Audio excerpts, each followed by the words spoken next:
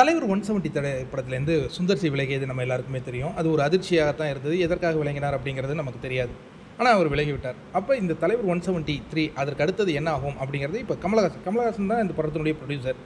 ரொம்ப அற்புதமாக வெளியிட்டாங்கங்க. அந்த அந்த ஒரு பாடல் இன்னும் மனசுக்குள்ளேயே நிற்கிது.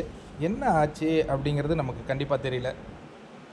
ஆனால் கமலஹாசன் இப்போ என்ன சொல்கிறார் அப்படின்னா, என்னுடைய நட்சத்திரம் கதை பிடிக்கிற வரை நாங்கள் கதை கேட்டுக்கொண்டு தான் இருப்பேன் அப்படிங்கிற மாதிரி ஒன்று சொல்லியிருக்காரு.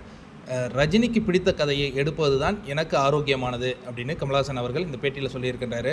ரஜினிக்கு பிடிக்கின்ற வரை கதை கேட்பேன், நான் தயாரிப்பாளர், என்னுடைய நட்சத்திரத்திற்கு ரஜினிகாந்திற்கு பிடித்த கதையை எடுப்பது தான் எனக்கு ஆரோக்கியமானது, அவருக்கு பிடிக்கின்ற வரை கதை கேட்டுக்கொண்டே இருப்போம், கதை நன்றாக இருந்தால் புதிய இயக்குநர்களுக்கும் வாய்ப்பு உண்டு.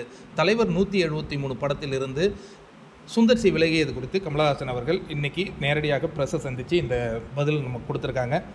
இப்போ நிறைய இயக்குநர்களுடைய பெயர்கள் அடிபட்டுட்டு இருக்கு.